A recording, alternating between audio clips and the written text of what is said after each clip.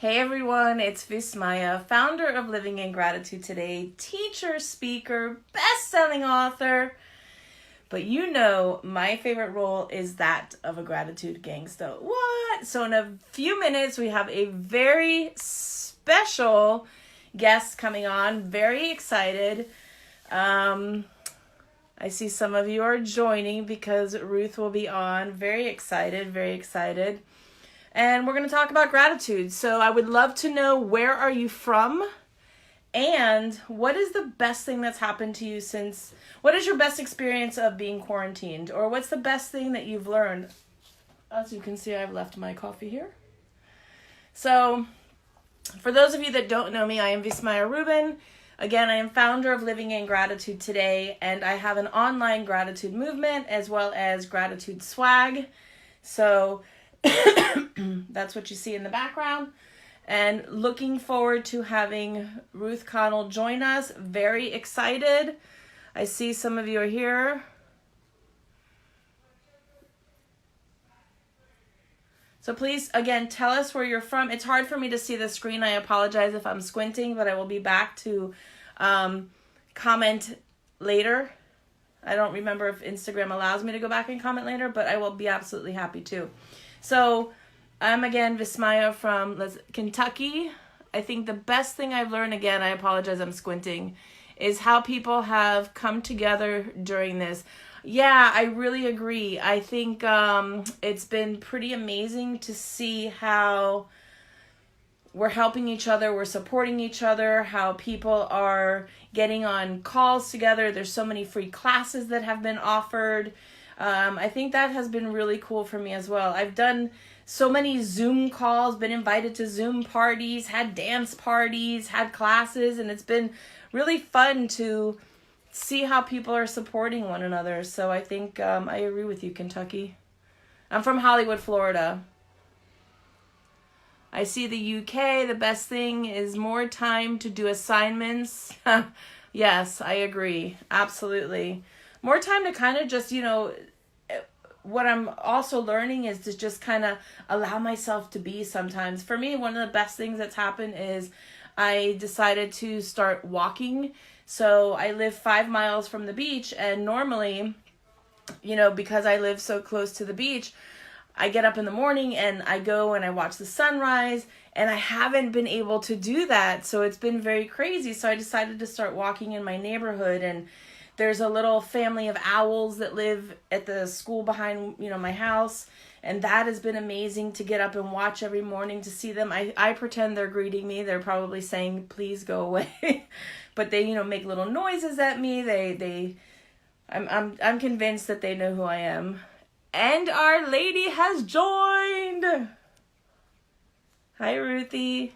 Let's see.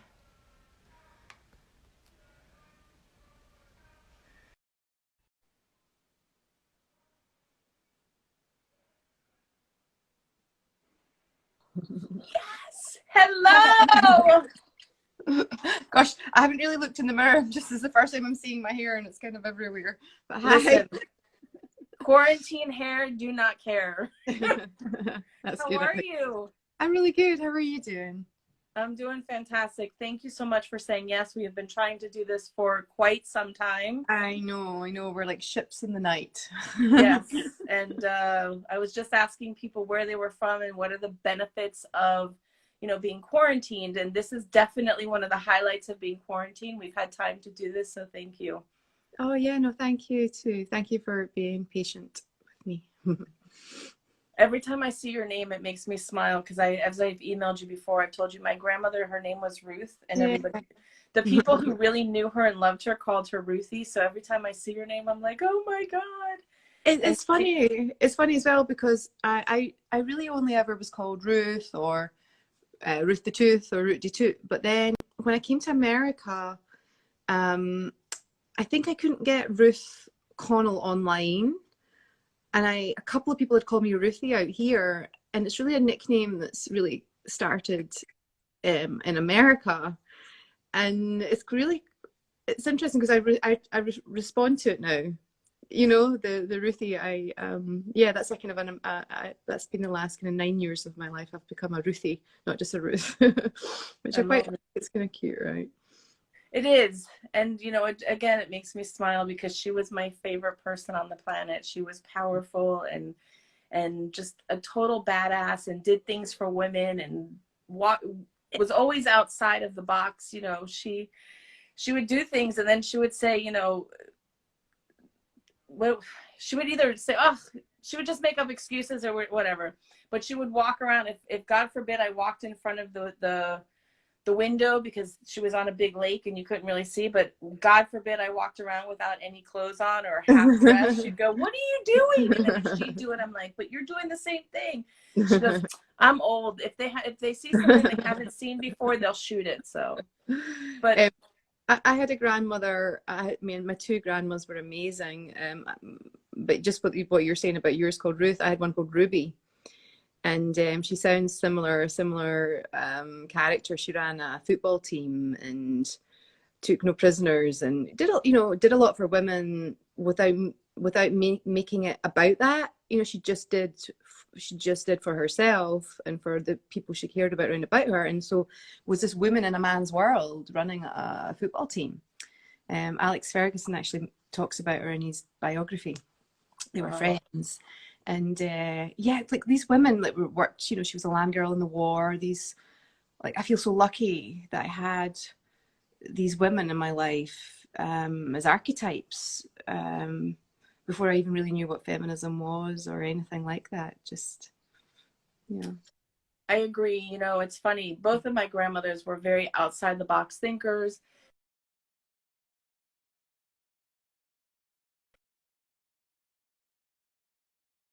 Back. So I had my Instagram tells me that I've been on for too long today. So, you know, both of my grandmothers were very much powerful women. And I remember one of my first memories is being a little girl, and I probably was 7 or 8 years old, and I had a shirt on that said, never underestimate the power of a woman. And we were standing on the side, my mother and my grandmother and I were standing on the side of the road, and it was, you know, election time, and we were holding signs for a politician. And I remember, and I didn't realize the impact that had on me until I got older. And I started to look back at my life. And then my other grandmother was, you know, you'd walk into her house and it was like a crazy space because she was collecting anything she could collect to donate. So people, you know, knew her everywhere because she'd always bring them little gifts. She did not want anybody to ever suffer and not have something. So yeah, amazing people, really. I don't know if they build them still the same. And my grandma, the reason she ended up running the football team was because the local park, I think, was going to, Duncan Park in Bonnybridge, was going to close down. And she thought, you know, some of these young men that had survived the war and whatnot, like they were not going to have this amenity, or they weren't going to have this team anymore. So it was from wanting other people to have something good that she then became this quite well-known character in my area in Scotland. And then my other grandmother, Margaret, she was a nurse. And then in her spare time, she was a Samaritan. She would answer the phone lines for people who, like, it was the first kind of suicide hotline type thing. And I'm like, wow, I'm so lucky. First thing to be grateful for, you know. And my mum, you know, I'm so super grateful for her mum too. I think sometimes it's easier with our grandparents. right. You know, they're like, they don't have to discipline you as much, and they're not doing all the stuff every day for you. You know, they're the kind of treats for you. I agree. Super grateful to have had those two people. It's funny you say that about your grandmother because it reminds me, I am my mother's only child and my dad has two other sons. Oh, and the same. Yeah. So, well, and my dad married somebody who had two sons I'm very close to, so I'm very similar, yeah. It's funny because when people meet my stepmom, they don't realize that it's my stepmom because we've been connected for so long, and my brothers and I we always say we're brother and sister and that's it. Yeah. So people have no clue until sometimes it comes out and they're like, what?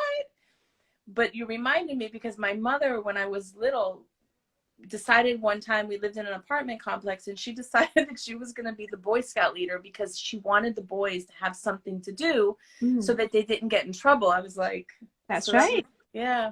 that's these hobbies are so important. My mum, who was a guidance teacher as well, she said, you know, especially girls who are teenagers who have hobbies and things they're passionate about or care about, it really means that they, you know, they tend to do more for themselves, not just well, not just get nothing wrong with it, but not just fall pregnant at 16, or, you know, like they would tend to want to do something more career wise and things if they had these things to care about. Something you just said reminded me of something else. My brain's gone. That's another thing with this whole hiatus, if you Right? call it that. So Just in my case brain you didn't focus is know, like, today is Wednesday, May 6th. no idea, about, yeah. You have to really think about it, don't you? Yeah. Anyway. I hear you. My yeah, it's been an interesting couple of weeks, this hiatus as you called it. And I call my stepdad every day to, you know, to do his sugar with him. So I have to ask him what day of the week is it? What's the date? And he reminds me, so we get to do his insulin. But so Oh, what that's is so the nice. best That's so thing nice that's that you do that. Sorry, it's so nice that you do that. And I have to say, I'm really grateful for because my dad's remarried and my mum's remarried too. And my mum's husband, Chris, has the same birthday as me.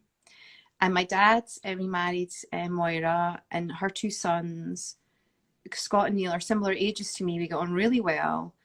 And he has the same birthday as my mum. And we're all like this kind of, you know, and I feel so lucky that, you know, there's nothing to say that when you inherit, you know, you can't choose your family necessarily, as they say, you know, you choose your friends, but I really feel really lucky that I've had such a good experience. It sounds like you did too, like my possible. yeah, my ex, he's actually technically my ex stepdad. And the joke is that when he and my mom got divorced, I kept him in the divorce. And, you know, one of the most beautiful stories that I share with people is when my dad was dying. My stepdad I was visiting my dad in the hospital, and I get a phone call that my stepdad, who lived like 5 minutes down the road, 7 minutes, was having a stroke. His boss was calling me, and he was like 80 something years old. He's like, I think girl's having a stroke. I'm calling the paramedics. And I'm like, what? So my stepdad's in one hospital, my dad's in the other. Finally, my stepdad gets out of the hospital. He stays with me for a couple of days, and I get another call that says dad went back into the hospital. So we run 45 minutes down the road to the other hospital, and I left my stepdad in the waiting room, and my dad looks at me. He's like, "Where's Earl?" I'm like, and now in the little tiny room was my stepmom, my two brothers, I think my brother's husband. It was a big party, it seemed. And I said, well, he's in the other room because I didn't think he'd want people in here. And he looks at me and he goes, what do you think you all are? You're all people. Bring him in. And my heart at that point was so overwhelmed with joy, because that was a huge gift that my dad gave me. And then for the fact that, you know, there was never like a contest, you know, to see who was the better, the bigger, more wonderful dad. It was just kind of an acceptance. And, you know, when my mom and my stepdad first got divorced, one of the best gifts my stepdad ever gave me was a Thanksgiving with my mother's family and my father's family in the same house. Wow, yeah. It was the best Thanksgiving ever. And it was just, we just had such a the turkey ended up not coming out perfectly in the beginning because the oven stopped working. I had 40 people coming over, but it was the best holiday because we finally were able to get together, and I didn't have to run to one place and the next. So yeah, there's that bridge that happens. You have to bridge that gap initially, I think. Yeah, but then it's so nice that you got there. yeah. I've been really lucky in America with my Thanksgivings. Always really early on, just to be invited, because people knew you kind of new, or you didn't know so many people, or you weren't from here. And like I've never had a Thanksgiving where I wasn't invited somewhere. And I remember a couple of years ago, the night before Thanksgiving, my mom and her husband were actually here helping me because I got my house here, and they were out helping me. And the night before Thanksgiving, the electricity went and blew, and I had to actually get the whole house rewired, but which was unexpected. And I was like, oh wow, it's the night before Thanksgiving, and there's no cooker, no nothing. And Kim Rhodes from the show, and the people who are listening will know Kim, who lives very near me, invited me over to hers. And then Bob Behrens, who's one of the writers on the show, also invited me over. And I hadn't messaged them. I had just put something online like, oh my God, you know, I've got no power the night before Thanksgiving, and immediately invited to be to a couple other places, which was so nice. And I think when we ended up, maybe we got takeaway. It was okay. And then I visited. I think I went and visited. And so there's so much to be grateful for. When you know, our brains are wired for danger, right? We're wired to look for things that are wrong so we can troubleshoot and be safe. And just in talking, these conversations are important, I think, which is another reason I wanted to do this, is when you start to talk about these things, you're like, oh yeah, that nice thing happened, and that nice thing happened, and that nice thing happened. And we don't often celebrate those things as much. Partly, I think, and maybe in Scotland, that you're kind of like, you don't want to be show off or be too big for your boots. And so sometimes you take the good things that happen and you internalize it and it's good, but we're not necessarily talking about it so much or celebrating it so much. And I think there's, without being big-headed or showing off or rubbing other people's noses in it or anything, I think there is a way of being grateful and appreciative that's sincere and inclusive. I agree with you. Yeah, but it's a you know what I mean? There's a balance there. There's like a sensitivity about, oh, I'm so lucky. And it's like, just because I am doesn't mean to say I'm also not struggling with 10 other things. But we tend to get sympathy and empathy for some of our difficulty, whereas there is a way of talking about what we appreciate and showing our appreciation and consciously having these conversations whereby we focus more on what's fortunate in our lives, without being a Pollyanna too, because I think that's really annoying. Totally speaking my language, because there's a couple of things that you said that, so I always tell people, you know, write down your gratitude win. So who or what made a difference for you? Because when we speak about gratitude, normally it's the forces outside of there. The I is, what did I do for myself? Because I agree with you. We need to start to pay attention. What did I do well? What did I do for somebody else? And acknowledge that, and not in like a braggadocious way, but in, again, a way of saying, you know, I am pretty cool. I do some really great things, and it's a great self-esteem booster, and write them down. And then, did I do something new, and what made me smile or laugh till my sides hurt? And I'm glad you said the Pollyanna thing, because when I talk about gratitude, I'm very clear with people. Just because you practice gratitude doesn't mean that life is perfect and wonderful and fantastic all the time. What it does is it gives you that space that even in the middle of all the craziness, you're still able to pinpoint and pick those beautiful moments. And I think that's really the powerful part, is to not pretend that everything is wonderful. Yeah, and I think it's that thing, the appreciation about what other people are also doing for you. And sometimes I realize I internalize that as well. Like my shyness sometimes means I think, oh, that was really nice. And it feels very florid to be like, thank you so, again, I think that's maybe my Scottish sensibility sometimes. But then I realize, it is important, even if I feel self-conscious, to verbalize it. And I think that's a much more American thing. I think that's the thing that Americans do well. They will say, and sometimes, again, I get like, I get a bit shy about it sometimes, especially if somebody's saying it to me. And it's important to receive those things as well, to be like, oh, you're welcome. And like, that person gets pleasure from you receiving their gratitude. We speak the same language, lady, because the energy of giving and receiving is the same thing. If you push the people away and don't accept it, you're not allowing them to give you that gift. So I wholeheartedly agree.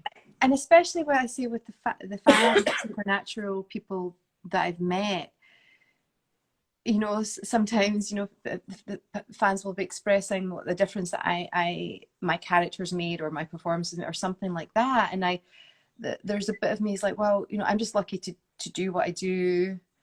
But it's not to detract or nullify their experience. You know, like, I don't want to be arrogant and be like, oh, well, you know, because I did this, you know, this meant this to them. It's like, well, that's just a fortunate thing that happens, and I'm really grateful to be in that position, and mindful that honestly I get just as much from the fans appreciating what we do. I get just as much from their appreciation. Like, I get this double whammy of getting to do this great job and then receive the positive feedback. Often it's positive. I'm super appreciative of the fandom. It's changed my life. I wouldn't be here sitting doing this with you. You know, none of this would exist for me without the fans' sheer appreciation and gratitude. And I'm like, wow, it's and especially, yeah, and it's amazing with our fandom. Then what? I don't know. I just read. I hope I'm not misquoting. Like, I don't know if we've paid for 165,000 meals in the last T-shirt campaign that Stans did, with everyone still, you know, finding their $25 during this time to buy the shirt, to be included in. And I know I have your shirt, these emblems that we wear. I actually wore your gratitude shirt. I thought it was so beautiful, and such a great sentiment. I wore it to one of the conventions, I think. So I love it. I've seen that you're wearing it right now. I am. I would love to talk to you offline and see how we could do something together, because I would love to be able to give back as well, I think.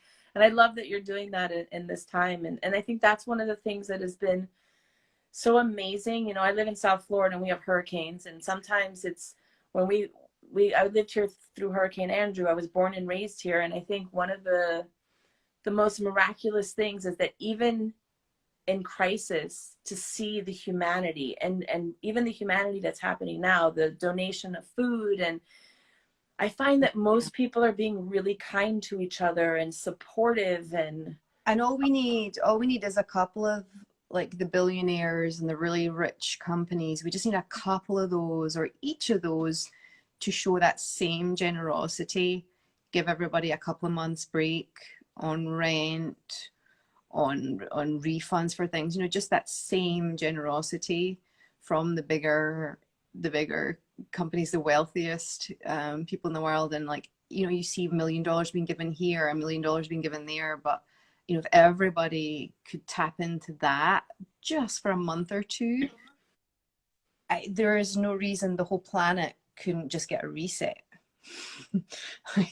We'll see how. From her mouth to God's ears. I agree with you. I absolutely agree with you. And just to let you know, my phone is on the red. It's flashing at me, so I probably only have another minute or two. Okay. Before I don't know if it showed you, it came up that it's going to cut me off, I think. Well, I just want to thank you for doing this and for being here. And I am extremely grateful that you took the time to speak with me and to share your thoughts about gratitude. And it's been a long time coming, and you made my day. Oh, mine's too. It's been so nice. Thank you so much, and thank you for pleasure. All that you do. Yeah, so I can tell you just do what you do because you believe in it, and you're paying it forwards all the time. So thank you for your persistence, and thank you for your patience with me. Thank you.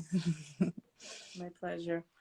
I will reach out to you offline. Yeah, thanks. And I'm sure it's been a nice 20 minutes for everybody who's joined in. Thank you. Thanks to everyone. I'm just reading your little messages. The Witch Queen. And there's so many Brazilian fans. You've always got to say oi.